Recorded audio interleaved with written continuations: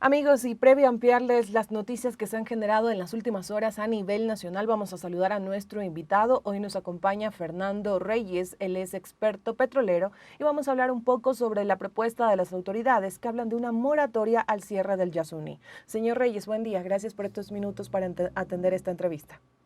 Buenos días a usted y muchas gracias por la invitación de Corape. Gracias por estar aquí. Señor Reyes, en agosto de 2023, con casi el 60% de apoyo, la población decidió proteger el Yasuní y mantener el petróleo bajo tierra. Había voces que señalaban que la decisión generaría pérdidas de cerca de 16 millones de dólares. Ahora esas mismas voces y otras, como las del presidente Daniel Noboa, hablan de una moratoria al cierre del Yasuní. Empezamos la entrevista con que nos explique qué es esta moratoria para entender también un poco en qué consiste. La moratoria sería tratar de que la Corte Constitucional acepte la perspectiva de que, por ejemplo, en el ITT se continúe perforando pozos y se mantenga o incremente un poco la producción entre el 2024 y agosto de 2024 y agosto del 2025. Eso es algo que se debe resolver legalmente. Mientras tanto, mientras no haya algo legal que implique que se genere o no la perspectiva de la moratoria, estamos frente al escenario de que el próximo mes de agosto se tiene que cerrar el ITT. Consultarle en este caso, ¿esta moratoria sería posible jurídicamente teniendo en cuenta que hay una votación popular y también, pues, como le mencionamos, es de cerca del 60% de la población que decidió proteger el Yasuní? Se gana por mayoría simple y creo que debería respetarse lo que la gente decidió. Ahora bien, también consultarle el ITT conocido como Bloque 43, que incluye los campos Ixpingo, Tiputini y Tambococha. En este caso, pues la población del 60% decidió protegerlo, también colectivos y activistas. Señalan que en este caso los activistas que el Yasuní no es rentable y han venido por más de 10 años protegiendo esta zona. Pero en este caso también desde el gobierno nacional se habla de estas pérdidas. ¿Cuál sería la pérdida real si se cierra el Yasuní? A ver, con la información que Petroecuador dio a la Corte Constitucional, tuvimos acceso los ecuatorianos a entender cómo es la economía del ITT y sin embargo se puede ver de que durante estos últimos 7 años la renta petrolera del ITT ha sido positiva para los intereses del Estado, pero no necesariamente en los volúmenes y en las cantidades en dólares que se esperaba tener como renta petrolera. Hago énfasis en este tema de renta petrolera porque acostumbramos a hablar solamente de ingresos brutos, que son los resultados de la venta de los volúmenes de petróleo versus el precio de venta que esté ese momento vigente en el mercado internacional. Pero a esos ingresos brutos hay que restarles los ingresos, los costos de transporte, en este caso se lo hace por el OCP, y el costo de comercialización y tenemos los ingresos netos. Luego de estos se restan lo que se conoce como los costos operacionales y los costos de inversión. Y ahí recién tenemos la renta petrolera, o sea, es el dinero, la ganancia que el Estado ha ganado por el ejercicio económico de un año de producción del ITT. Y también consultarle en este caso, ¿qué sería recomendable también? ¿Usted qué considera que cuáles deberían ser esas acciones que emprenda el país frente a estos resultados de la consulta popular? ¿A qué debe invitarnos frente a la reactivación económica? Bueno, aquí la respuesta va a tener dos partes. La una de que he hecho un análisis de perspectiva para hasta el año 2036 para ver en un caso de venta de precio de venta del petróleo moderado, cuáles serían lo que hablaba hace un momento, los ingresos brutos, netos y la renta petrolera. Y tenemos de que se tiene 622 millones, 563 y 318 millones respectivamente de promedio anual desde aquí al año 2036, que están muy lejos de los 1.200 millones anuales que se ha promocionado de que esa va a ser la pérdida anual. Entonces, desde ahí arrancamos con que tenemos valores diferentes. Me parece que en este caso, como les ocurre a todos los presidentes, no manejan la información que la empresa pública petrolera ha hecho público, redundando un poco, y que, como ustedes me oyeron, pues hay una diferencia enorme. Y de aquí, y desde el año 2036 en adelante, la situación es peor por cuanto la producción de petróleo del ITT, que es un crudo pesado, muy viscoso, se va reduciendo y lo que se está viendo es que la perforación de pozos permanentemente, el año anterior creo que fueron como 23 pozos, lo que están ayudando es a que se mantenga la producción en aproximadamente 54,000 barriles diarios, y esto se debe a que en el yacimiento, abajo en las profundidades, en las arenas, donde está el petróleo, también hay la presencia de agua de formación, y el petróleo, el agua de formación se mueve como 300 veces más rápida que el petróleo, y entonces cuando se extraen los fluidos, se tiene que el promedio de hoy día y de todo este tiempo ha sido de que de cada 100 barriles de petróleo, de fluidos que se extraiga, solamente 8 son de petróleo. Y en el caso de los bloques 16, 67 que pasaron a manos de Petroecuador y que fueron operados por la empresa Repsol, ahora ahí se tiene esa relación de 98 barriles de agua solamente por 2 de petróleo. Y esto nos está diciendo de que si es que la ingeniería que se maneja en el Ministerio de Petroecuador no tiene las respuestas para por lo menos controlar parcialmente el agua a nivel de las profundidades de los yacimientos, pues simplemente el destino del ITT está marcado, porque lo que con la moratoria un año más perforaríamos tal vez otros 20 pozos, 25 pozos, siempre y cuando esa perforación no se le haga en la zona de amortiguamiento de la zona intangible donde viven los Taromenane Tagaeri, en donde hay, digamos, una denuncia en la Corte Interamericana de Derechos Humanos y posiblemente en algún tiempo después ya se sepa cuál va a ser la decisión de la Corte. Pero mientras tanto, más allá de las plataformas A y B del campo Ispingo, no se puede ir hacia el sur.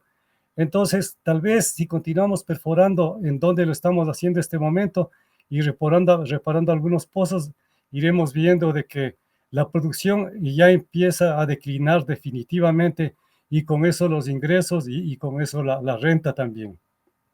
Continuamos en esta entrevista con Fernando Reyes. Como les mencionamos, él es experto petrolero y también usted haciendo este análisis, conociendo acerca de este tema, ¿qué considera es viable seguir con la explotación en el Yasuní? Si bien es cierto, ya existe una consulta, hay los resultados de esta consulta que fue una lucha de cerca de 10 años de colectivos ambientalistas, pero usted desde su análisis, ¿qué considera? ¿Es necesario seguir con esta explotación en esta zona o no es viable? En 16.400 millones de dólares estimó Petroecuador en agosto del año anterior que va a costar el cierre y abandono del ITT. Y en 13.600 millones de dólares calcularon lo que sería la pérdida, que no sería pérdida sino el lucro cesante. Pero cuando se hace con los mismos datos que ellos dieron, recalco eso, los cálculos respectivos para determinados precios de venta que ellos mismos pusieron, pues se ve que nunca se va a tener los 16.470 millones de dólares acumulados. Tampoco se va a tener los 13.800 millones de dólares que están hablando de pérdidas.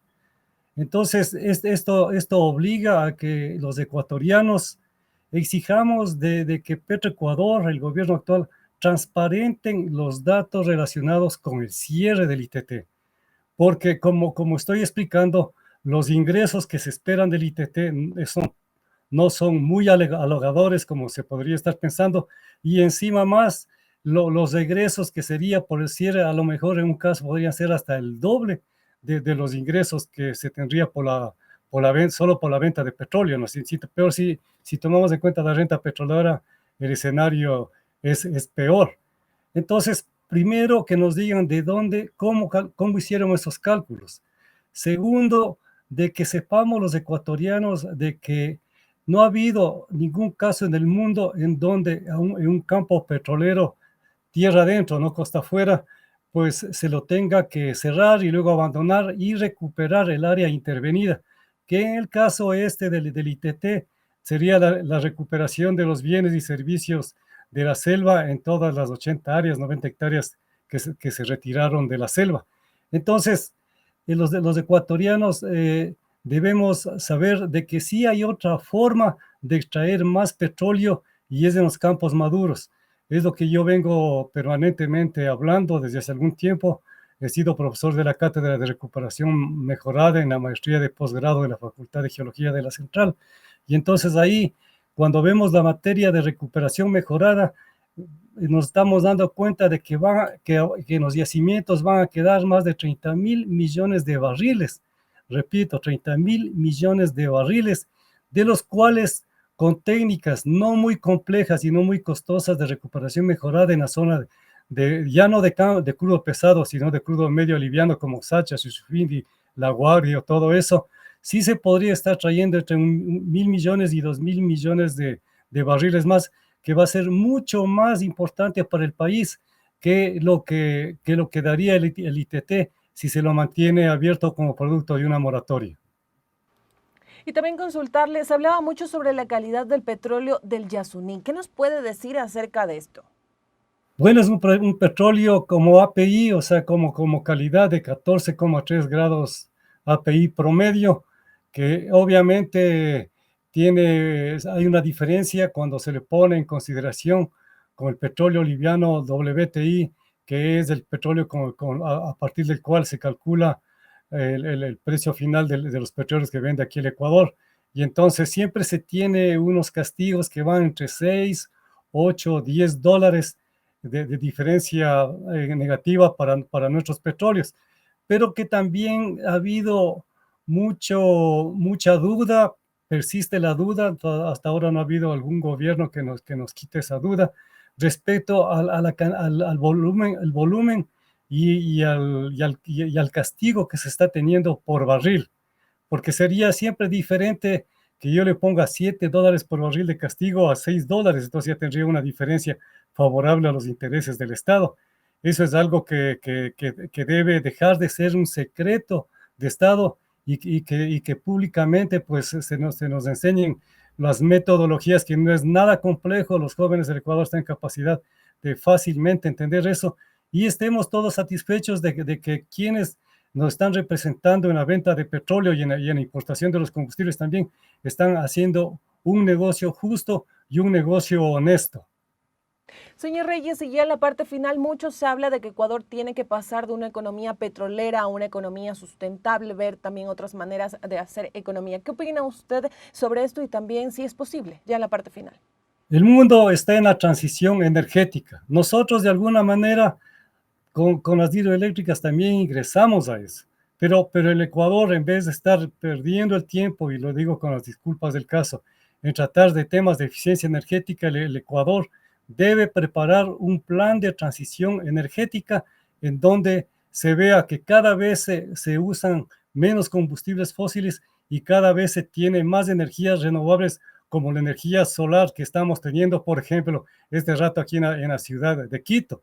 Y también debemos saber de que de los 5.000 pozos que se han perforado, solamente 2.400 están produciendo, su producción promedio es 200 barriles por día, o sea que no tienen mucho futuro en función del tiempo, y de que van a quedar en Amazonía Central enormes áreas que por ley, en este caso no por asunto de la Corte Constitucional, sino por el Reglamento Ambiental de Operaciones Hidrocarburíferas, deben asimismo cerrarse los pozos definitivamente que ya no son productores y esas áreas recuperarse. Y la recuperación nos puede poner a que los ecuatorianos y también con asistencia del mundo, pues, y principalmente nuestros biólogos, nuestros botánicos, nuestros edafólogos y todo ese grupo enorme de jóvenes que tenemos especializados en esas materias aquí en el Ecuador, pues tengan la oportunidad para restituir los bienes y servicios de la selva y que el Ecuador, pues obviamente lo ponga en el mercado de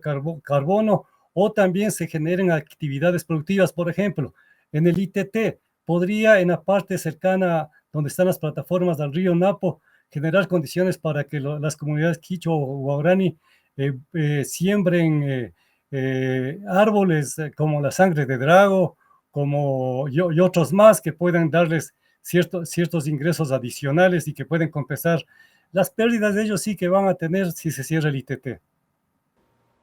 Ok, perfecto. Le agradecemos por estos minutos para los medios comunitarios de Corape. Que tengan un excelente día. Muchísimas gracias por acompañarnos en esta entrevista y contarnos también un poco su análisis como experto petrolero. Muchas gracias por la oportunidad. Amigos y amigas, nos vamos a una pausa. Sigan en sintonía de Corape Digital TV porque al regresar tenemos varios detalles que compartirles. También información que se está generando en la Asamblea Nacional en estas horas y también hace algunas horas. Así que ya volvemos con más noticias.